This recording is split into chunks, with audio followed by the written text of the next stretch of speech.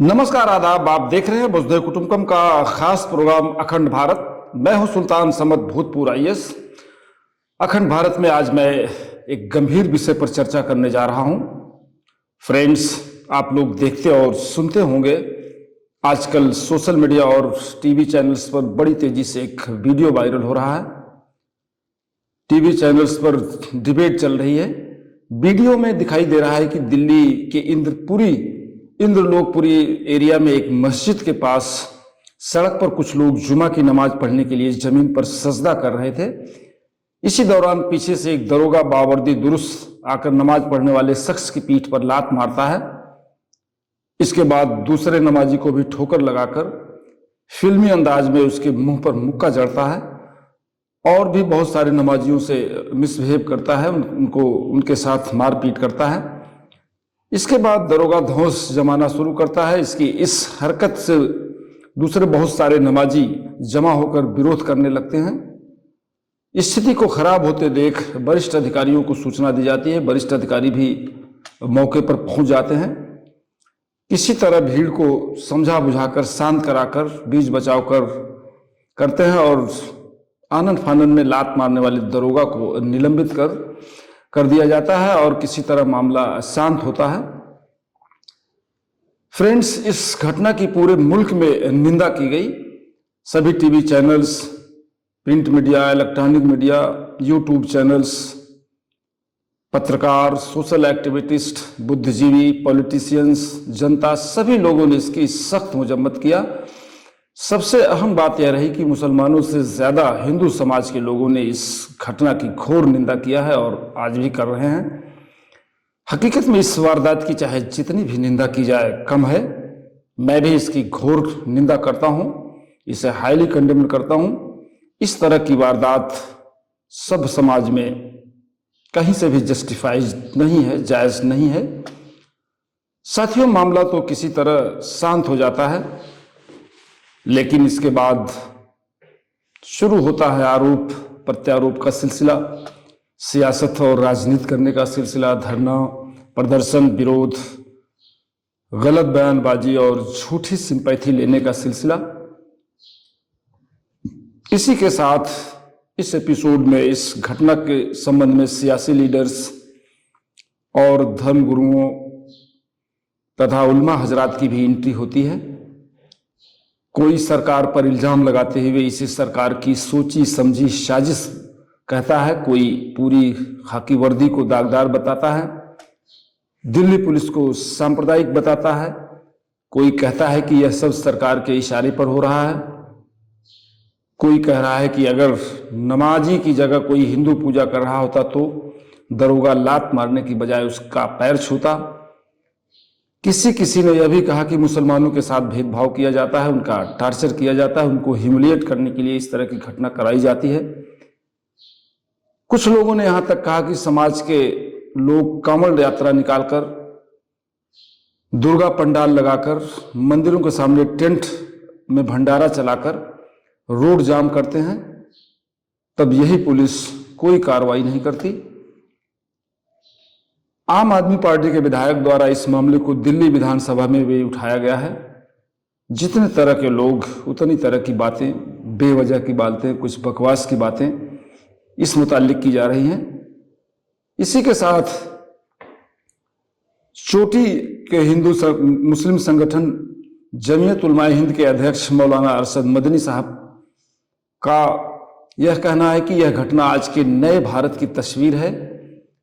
शनिवार को जारी बयान में अरशद मदनी साहब ने कहा है कि एक विशेष वर्ग के खिलाफ लोगों के मन में इतनी नफरत भरी जा चुकी है कि मुसलमानों को देखकर दिल्ली पुलिस का यह सब इंस्पेक्टर नफरत में अंधा होकर अपनी मॉरलिटी, अपनी तहजीब, अपनी संस्कृति को भूल जाता है। मदनी साहब आगे कहते हैं कि वायरल वीडियो में एसआई इतना नाराज है, इतना क्रोधित होकर अपने पैर से नमाजियों को ठोकर मार रहा है।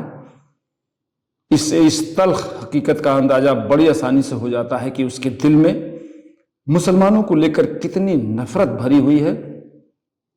मदनी यहीं नहीं रुकते, आगे यह भी कहते हैं कि पिछले 10 वर्षों में देश जिस तरह की नफरत देश में जिस तरह की नफरत बोई गई है, यह घटना उसी का नतीजा है।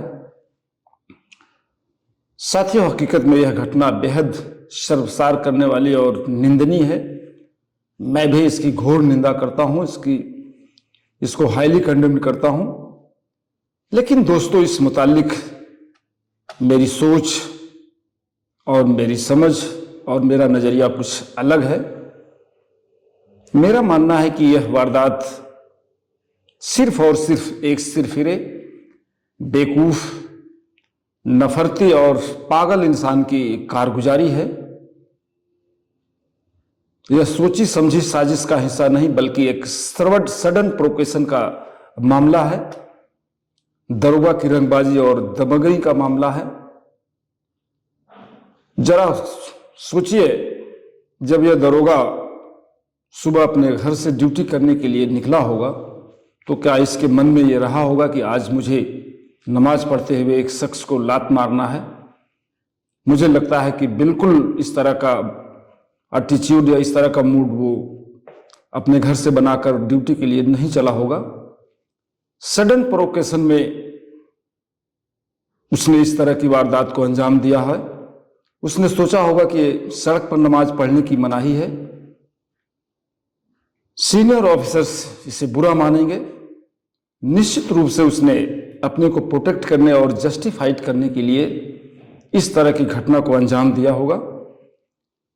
दिल्ली पुलिस का यह दरोगा इस घटना के लिए पर्सनल, जाति तौर पर जिम्मेदार है, उत्तरदायी है। साथियों, पूरी दुनिया में इतिहास पर नजर डालने से पता चलता है कि कुछ इस तरह के सिरफिरे, पागल और कट्टर सोच के इंसानों ने मस्जिदों और मदरसों में अंधाधुंध गोलियां बरसाकर हजारों इंसानों और बेगुनाह बच्चों, मासूम बच्चों को मौत के घाट उतार चुके हैं। कुछ लोग भीड़ भाड़ वाले इलाकों में गोलियां चलाकर सैकड़ों लोगों को हलाक कर चुके हैं। कुछ सेना, पुलिस और अर्धसैनिक बलों के जवान तो अपने बॉस तक गोली मार चुके हैं, उनके साथ मारपीट कर चुके हैं, बदतमीजी कर चुके हैं।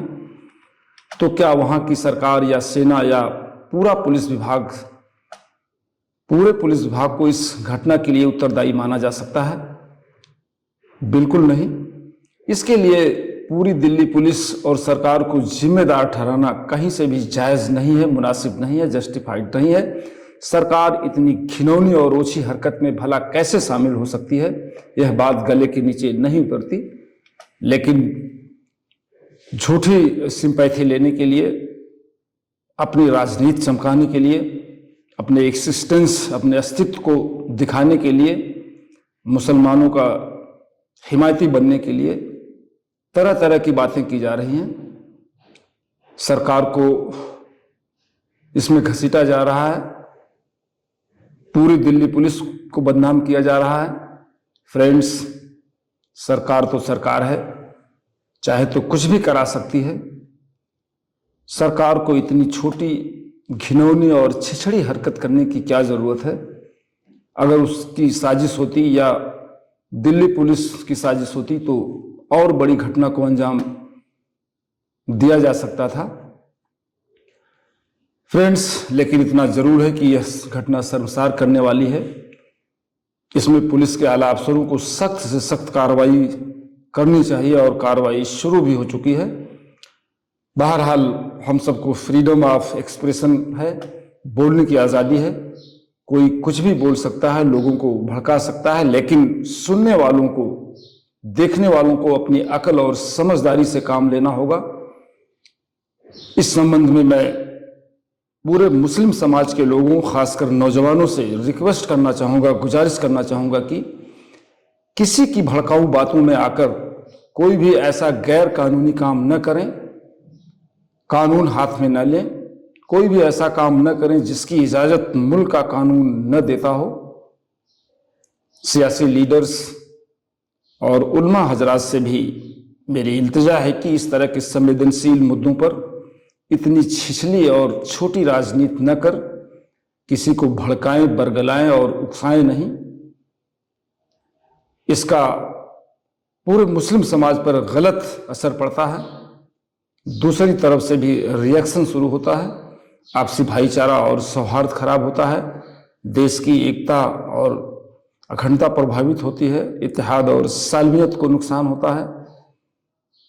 जिस सब इंस्पेक्टर ने इस तरह की शर्मसार कर देने वाली घटना को अंजाम दिया है, उसको शासन ने सस्पेंड कर दिया है, उसके खिलाफ कार्रवाई की जा रही है। मैं भी सरकार और पुलिस के आला अफसरों से मुतालबा करता हूं कि इस नफरती और सिरफिरे दरोगा को जल्द से जल्द बर्खास्त किया जाए, ताकि इस तरह की सोच वालों को एक मैसेज दिया जा सके। ऐसे लोगों को पुलिस जैसे सेंसिटिव और इम्पॉर्टेंट विभाग में कोई जगह नहीं होनी चाहिए। साथियों, इसी के साथ मैं एक बार फिर पूरे मुल्क के देशवासियों से, खासकर मुस्लिम समाज के लोगों से रिक्वेस्ट करना चाहूंगा कि इस मामले पर पूरी संजीदगी के साथ गौर व फिक्र करें। किसी के कहने या उकसावे में आकर कोई ऐसी वारदात न करें जिससे पूरी मुस्लिम कम्युनिटी बदनाम हो, हमारे युवाओं का भविष्य चौपट हो। हमारे उलमा हजरात और हमारे सियासी कायद को भी इसमें एहतियात बरतना होगा, तब जाकर इस स्थिति से, इस तरह की वारदातों से हम उबर सकेंगे। साथियों, इस देश की ब्यूटी इतनी यही है कि हम सभी लोग मिलकर रहें, और कोई भी इस तरह की वारदात या मुस्लिम समाज के प्रति कोई कमेंट्स या एडवर्स कमेंट या इस तरह की हरकत करता है तो उसका जवाब हमारा हिंदू समाज ही देता है। मुसलमानों से ज़्यादा हिंदू समाज के लोग चढ़ बढ़ कर इस तरह की वारदात की निंदा करते हैं। यही हमारे मुल्क की खूबसूरती है, यही हमारी संस्कृति है। साथियों, आज के इस एपिसोड में बस इतना ही। अगले एपिसोड पर हम फिर मिलेंगे। जय हिंद, जय भारत, वसुधैव कुटुंबकम, अखंड भारत, सुल्तान समद, लखनऊ। Thank you.